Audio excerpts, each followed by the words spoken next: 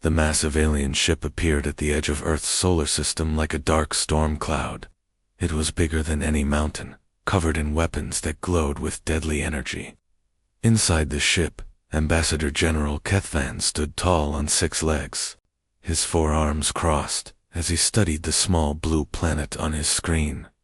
"Another primitive world," he said to his assistant. His voice sounded like metal scraping against stone. "How many intelligent species live there?" "About 8 billion humans, sir," the smaller alien replied, checking his datapad. "They use basic nuclear power and have some simple space stations. Nothing we haven't seen 1,000 times before." Kethban's mandibles clicked together in what passed for a smile among his people, the Krillians. For 300 years, the Krillian hegemony had ruled 47 star systems. They had conquered species far more advanced than these humans. This would be easy. "Send them the standard message," he ordered. "Give them our usual terms." The message traveled across space in seconds, reaching every communication device on Earth. It played in every language, the alien technology somehow translating perfectly. In Seoul, President Jin-Woo Kim was eating breakfast with his family when his phone buzzed with an emergency alert. Within minutes, he was rushing to the underground command center beneath the city. The alien's image filled the main screen, tall, insect-like, with glowing red eyes and armor that seemed to absorb light. When it spoke, its voice was calm but carried the weight of absolute authority. "People of Earth, I am Ambassador General Kethvan of the Krillian hegemony. Your world now belongs to us. You have 30 of your days to accept our rule. You will give us 60% of your planet's resources each year. You will send your strongest people to work in our mines and factories across the galaxy. In return, we will allow your species to continue existing." The message paused, and Kethvan's image leaned forward slightly. "Do not consider resistance. We have destroyed worlds that were far more powerful than yours. Accept our offer, and your people will live as our servants. Refuse, and we will turn your planet into dust. You have 30 days to decide." The screen went black dot. President Kim looked around the war room at the shocked faces of his generals and advisors. Defense Minister Hyjin Park was the first to speak. "Mr. President, our satellites are tracking their ship. It's the size of a city, and our computers show weapon signatures we can't even understand. One ship like that could destroy entire continents." General Suho Lee pulled up Earth's military assets on another screen. "We have nuclear weapons, but they're designed for targets on Earth. Our Space Force has maybe 50 combat-capable ships, and they're basically upgraded shuttles compared to what we're seeing." "What about the other nations?" President Kim asked. "They're all receiving the same message," Communications Director Bo-young Park reported. "The Americans, Russians, Chinese, Europeans, everyone's in emergency sessions. Initial reports suggest panic in major cities as word spreads." President Kim sat down heavily in his chair. Through the quantum communication link, he could see the faces of other world leaders appearing on screens around the room. British Prime Minister Thompson looked pale. Chinese President Liu was speaking rapidly to his advisors. Russian President Volkov was stone-faced, but his hands were shaking. "Friends," President Kim addressed them all, "we need to make a decision that will determine if humanity survives or dies." American President Johnson spoke first. "What choice do we have? Look at that ship. It's like comparing a stick to a tank. Maybe we can negotiate better terms for slavery." President Liu's voice was sharp with anger. "They want to take our people, our resources, everything we've built. Better than extinction," President Johnson replied quietly. For hours, they debated.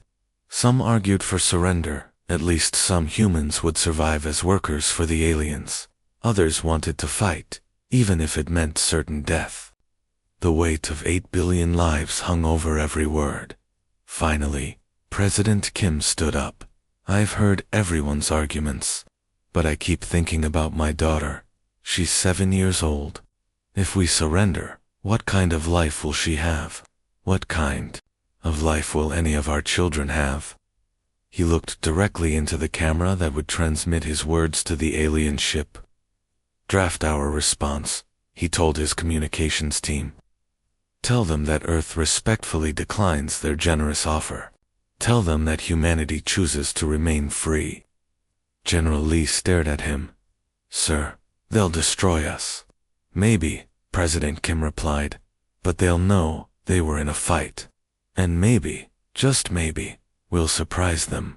3 days later, Keth received Earth's response. He read it twice, certain his translation computer had made an error. His 4 eyes blinked in sequence as he processed what he was seeing. Sir? His assistant asked nervously. The humans, Kethvin said slowly, have refused our offer. Impossible. No species refuses the hegemony. Kethvin's mandibles clicked rapidly, not in amusement this time, but in anticipation. Contact High Command. Request the pacification fleet. It seems these humans need to learn what happens when you say no to the Krillian hegemony. As he gave the order, Kethvin felt something he hadn't experienced in decades of conquest. Curiosity. What made these primitive beings think they could stand against the might of the hegemony? Soon, he would find out. 3 months passed like a countdown to doomsday. Admiral Zorthik's war fleet dropped out of hyperspace at the edge of Earth's solar system. 200 massive ships arranged in perfect attack formation. Each vessel was 3 times larger than Earth's biggest warship, their hulls black as space itself and bristling with weapons that could crack planets. On the bridge of his flagship Dominator, Admiral Zorthik studied the tactical display with the confidence of someone who had conquered 12 worlds. His red eyes glowed as he examined Earth's pathetic defenses, a few space stations, some orbital platforms, and maybe 50 small ships that barely qualified as military vessels. Standard bombardment pattern, he ordered his weapons officer. Destroy their orbital infrastructure first, then begin surface bombardment of major population centers. We'll give them 1 hour to surrender before we start the real destruction. In the asteroid belt between Mars and Jupiter, Colonel Dae-Hyun Lee floated in the command center of what looked like just another space rock. But Ceres Base was humanity's greatest secret, a weapons platform carved from the inside of the dwarf planet, over 50 years of careful construction. Around him, dozens of similar installations waited among the asteroids, hidden and silent. All stations, this is Alpha Command. Lee spoke quietly into his headset. The aliens think we're helpless. Let's show them what humans do when cornered. The Krillian fleet moved slowly through space, confident and unstoppable. Admiral Zorthik was reviewing the bombardment schedule when his sensor officer suddenly screamed an alarm. Sir, contact. Multiple contacts. The asteroids are... They're moving. What the aliens had dismissed as floating rocks suddenly came alive. Hidden weapon platforms revealed themselves, throwing off their rocky disguises like actors removing costumes. Railguns that had been decades in the making opened fire, sending metal projectiles at incredible speeds toward the alien fleet. Captain So Young-han piloted her fighter from the hidden base inside. Asteroid 433 Eros. Her ship was tiny compared to the alien vessels, but it was fast and carried something the Krillians didn't expect, a fusion warhead powerful enough to crack a small moon. Dragon Squadron. This is Dragon Leader. She transmitted to her pilots. Remember the plan. We're not coming home, but we're going to make sure Earth survives. Hit them fast, hit them hard, and make every shot count. Dozens of human fighters poured out of hidden bases throughout the asteroid belt. They moved like angry wasps, fast and unpredictable, diving between the massive alien ships and striking at weak points that Earth scientists had identified from studying the captured transmissions. Admiral Zorthik watched as perfect formation dissolve into chaos. These humans fought like nothing he had ever encountered. Their ships were weaker, their weapons smaller, but they attacked with a fury that defied all military logic. "Sir, the humans are ramming our ships," his tactical officer reported in shock. "They're flying directly into our vessels and detonating their own reactors." Captain Han lined up her final attack run. Her ship's computer was screaming warnings. The angle was impossible. The target too heavily defended, the mission clearly suicidal. She smiled and pushed her engines to maximum power. "This is for my little brother," she whispered, thinking of Min Jun back on Earth. "And this is for everyone who won't get to grow up if we fail." Her fighter punched through the alien cruisers' shields at the last second. The fusion warhead detonated inside the enemy ship, turning it into a brief new star. Back on Earth, President Kim watched the battle from the command bunker. The displays showed dozens of human fighters dying, but they were taking alien ships with them. Against all odds, the massive Krillian fleet was actually taking damage. "Sir," General Lee reported with amazement in his voice, "preliminary counts show 40 alien ships destroyed or heavily damaged. We've lost most of our space-based forces, but we've proven they can be hurt." The battle raged for 6 hours. When it was over, the asteroid belt was filled with debris from both sides. Admiral Zorthik stared at his losses in disbelief. 6 ships destroyed, or 2 damaged to fight. His perfect fleet was wounded, but the cost to the humans had been terrible. Of the 300 fighters that had launched from the hidden bases, only 12 made it back. Entire asteroid installations had been destroyed when they revealed themselves to fight. "Sir," his communications officer said carefully, "High Command is requesting a status report." Zorthik's mandibles clicked nervously. How could he explain what had happened? How could he tell them that a primitive species had hurt the mighty Krillian fleet? "Tell them," he said finally, "that the humans possess unusual tactical capabilities. Request reinforcements." As his damaged fleet retreated to a safe distance, Zorthik studied the tactical recordings of the battle. The humans had fought past the point where any logical species would have surrendered. They had sacrificed themselves for minimal strategic gain. Their command structures seemed to be pure chaos. Yet somehow, it had worked. For the first time in his military career, Admiral Zorthik felt something he had never experienced before: respect for his enemy. On Earth, President Kim addressed the world. Behind him, the tactical display still showed the alien fleet, damaged but not defeated.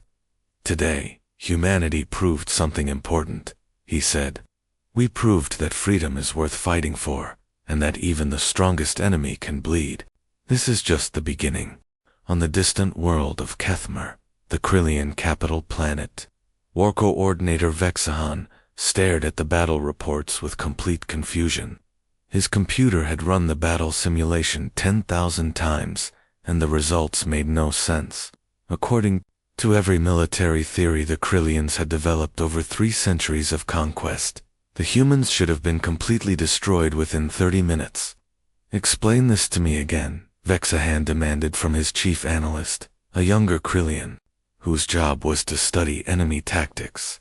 "How did they damage 68 of our ships?" The analyst's forearms moved nervously as he consulted his datapad. "Sir, the humans continue fighting even when their computers tell them they cannot win. They sacrifice individual ships for no clear strategic benefit. Their pilots fly directly into our vessels, destroying themselves to damage us. It makes no logical sense." Vexahan's red eyes glowed brighter with frustration. "Every species we have conquered follows predictable patterns. When losses reach 30%, they retreat. When facing impossible odds, they surrender. When death is certain, they try to negotiate. These humans do none of these things." "There's more, sir," the analyst continued hesitantly. "Our battle. Computers cannot predict their next moves. They change tactics in the middle of combat. Sometimes they retreat when they're winning, sometimes they attack when they should run. It's like they're making decisions based on emotions, Instead of logic, back on Earth, the entire planet had transformed into something the galaxy had never seen before. 8 billion people, united by a single purpose. In Seoul, mechanical engineer Boram Choi had converted her car factory into a weapons manufacturing plant. Her workers, who had been building vehicles just months ago, were now producing missile guidance systems with the same precision they had once used for car engines. "We need to make 10,000 of these by next week," she told her team, holding up a component that would help Earth's defenses target alien ships. "I know we're tired, I know we're scared, but our children are depending on us." In Mumbai, Dr. Raj Patel worked 18 hours a day with teams of scientists from around the world. They were studying pieces of alien technology recovered from the battle, trying to understand how Krillian ships worked. The breakthrough came when they realized the alien computers thought in straight lines. They could not understand the chaotic creativity that made humans so unpredictable. "Look at this," Dr. Patel showed his colleague from Tokyo over video link. "Their targeting systems assume we'll do the mathematically logical thing. But humans don't always do the logical thing. Sometimes we do the brave thing, or the desperate thing, or the crazy thing." President Kim stood before the United Nations General Assembly, but this time every seat was filled. Representatives from every nation on Earth sat together, their old conflicts forgotten in the face of extinction. "Fellow humans," he began, his voice carrying 2 billion watching around the world.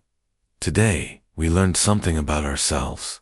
We learned that when pushed to the edge, humanity doesn't break, we adapt. The aliens think they understand us because they've conquered other species, but they've never faced anyone like us." In the Amazon rainforest, General Maria Santos supervised the construction of hidden weapons platforms. Teams of engineers were burying railguns under the jungle canopy, creating a secret defense grid that satellites couldn't detect from space. Similar projects were happening on every continent. "The aliens think Earth is defenseless because they can only see our cities and military bases from space," she explained to her officers. "They don't understand that humans can fight from anywhere, from jungles, from mountains, from underground tunnels. We're not just defending military targets, we're defending our home."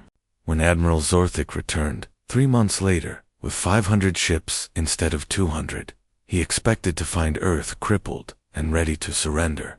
Instead, his sensors detected something impossible. The space around Earth was buzzing, with new defensive platforms that hadn't existed before.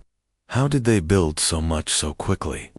his weapons officer asked, as their long-range sensors picked up dozens of new orbital fortresses. "Unknown," Zorthik replied grimly.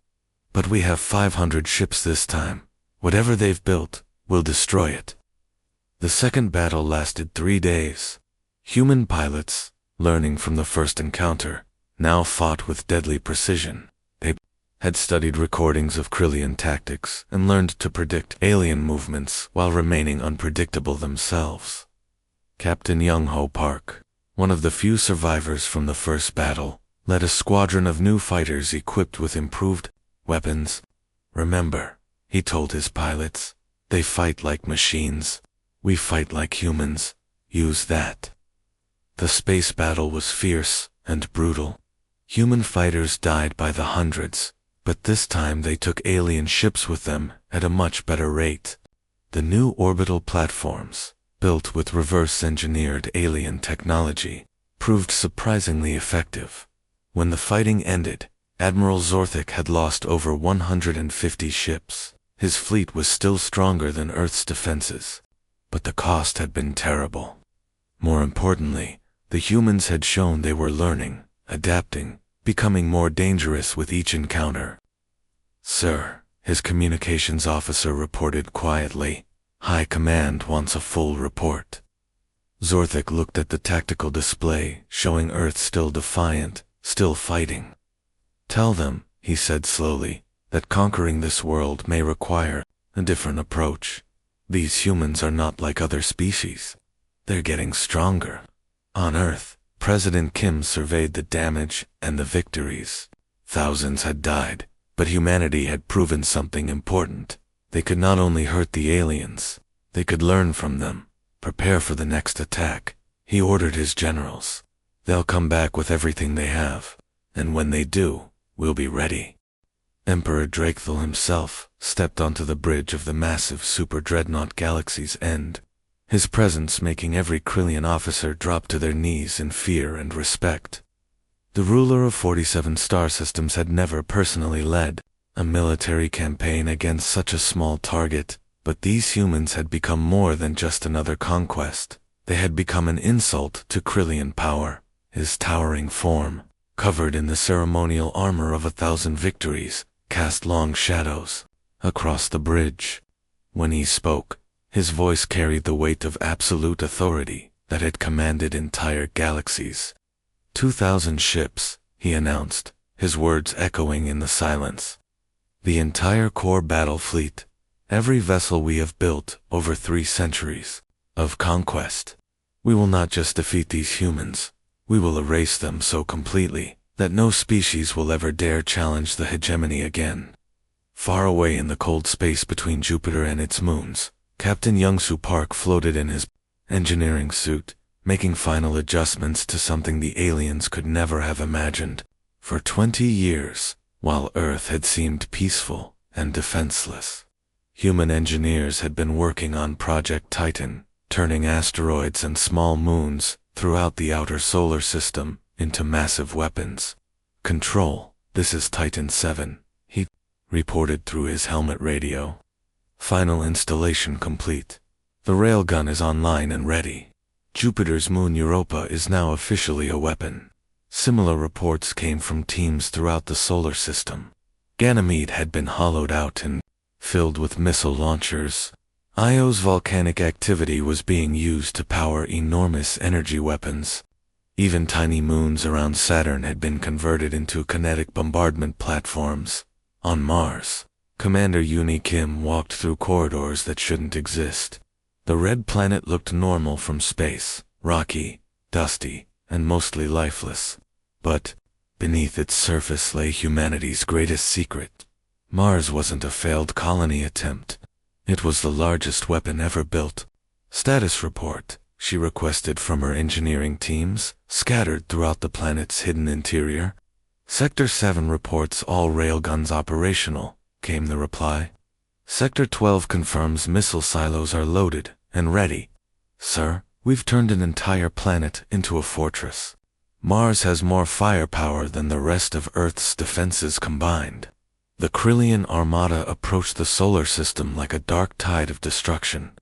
Emperor Drakethel stood before his tactical displays, watching the primitive human defenses with the confidence of someone who had never been defeated. His fleet was so large it blotted out stars as it moved through space. "Begin standard bombardment patterns," he ordered. "Target their orbital installations first, then move to planetary bombardment. I want this finished quickly." But as his fleet crossed into the inner solar system, something impossible began to happen. Jupiter's moons, which had appeared lifeless on their sensors, suddenly blazed with the light of weapons coming online. What the Krillians had thought were natural satellites revealed themselves to be camouflaged military installations. "Sir," his sensor officer called out in panic. "Multiple contacts. Jupiter's system shows massive weapon signatures." Emperor Drakethel S. eyes widened as his screens lit up with incoming fire. Ganymede opened like a deadly flower, revealing missile ports built into its ice. Europa's surface cracked apart to expose railguns that fired projectiles at incredible speed. Even tiny Io was shooting streams of superheated plasma toward his fleet. "Impossible," he whispered. "How did they hide weapons in an entire moon system?"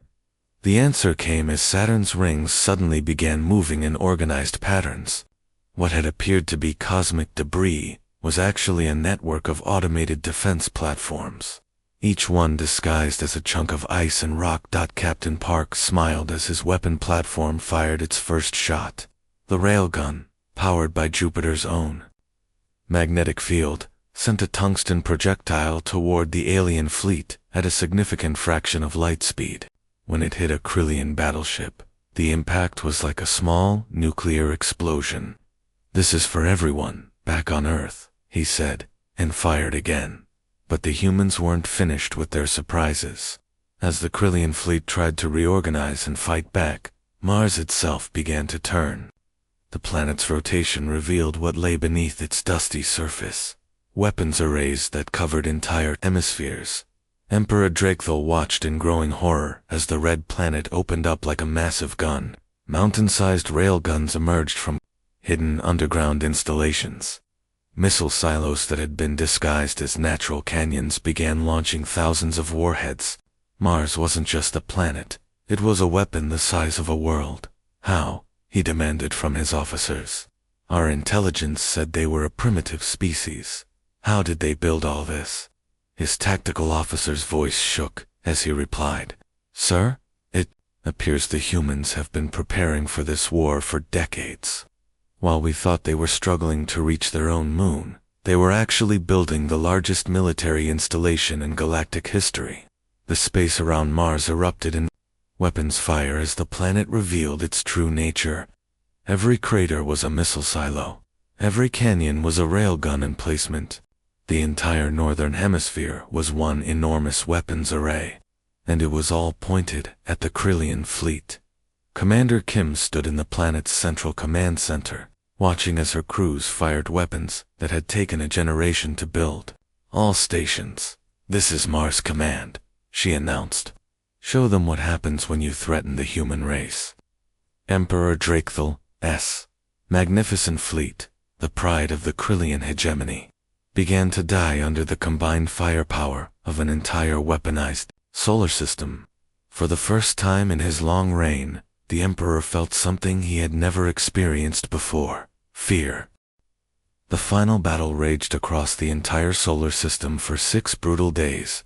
Emperor Drakethel commanded from the bridge of Galaxy's End, watching 3 centuries of Krillian military supremacy crumble before his eyes.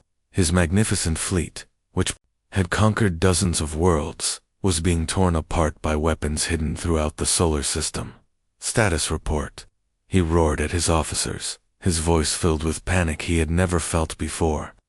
"Sir, we've lost 800 ships," his tactical officer reported with a trembling voice.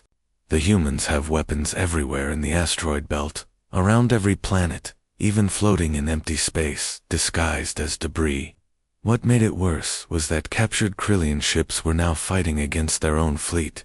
Somehow, impossibly, human crews were operating alien technology, as if they had been trained on it for years.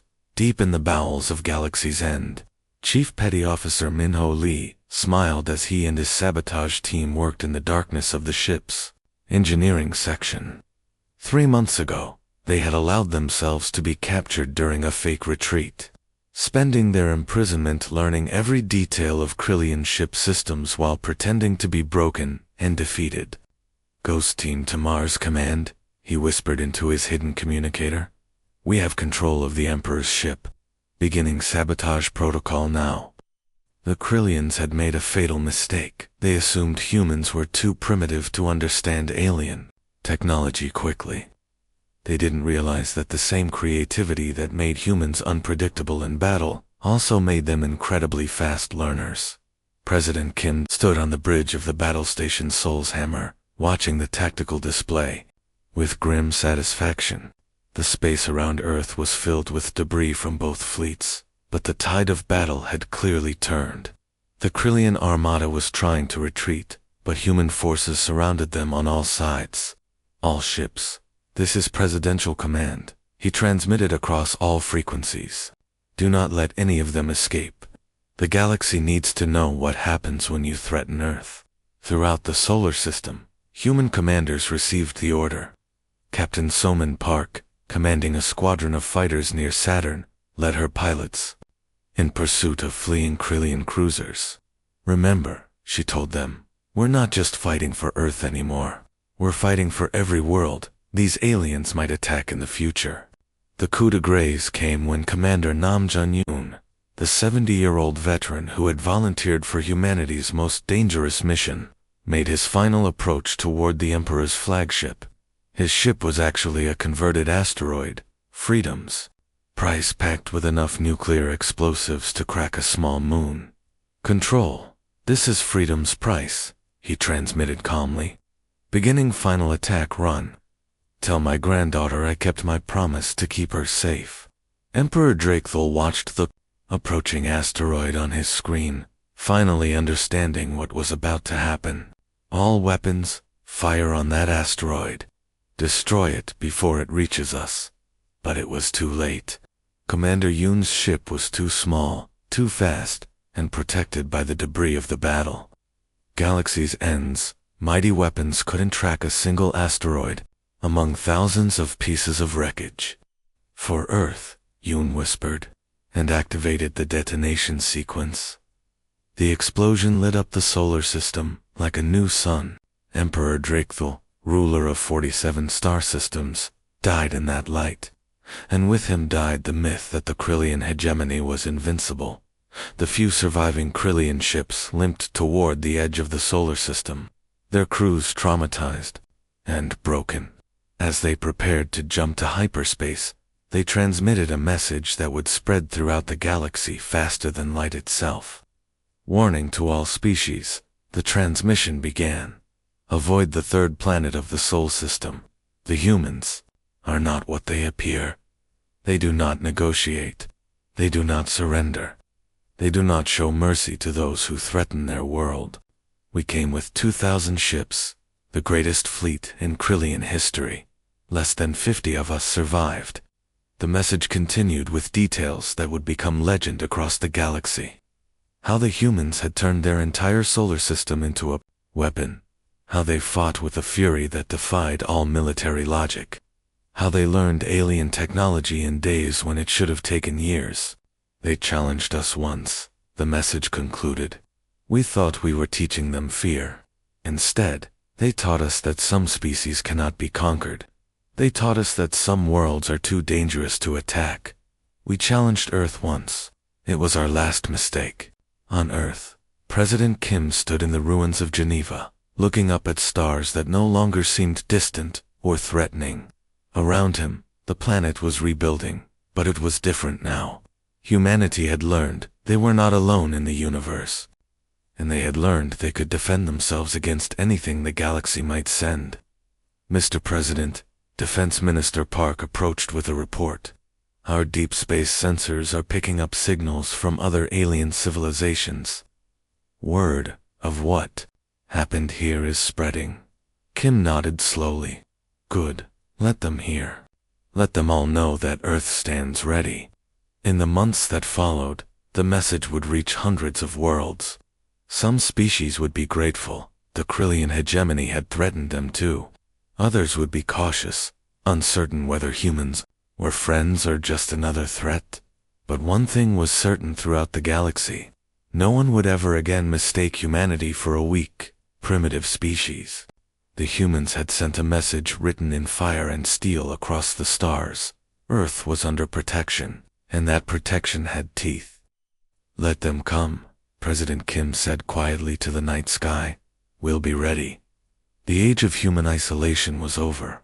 The age of human strength had begun.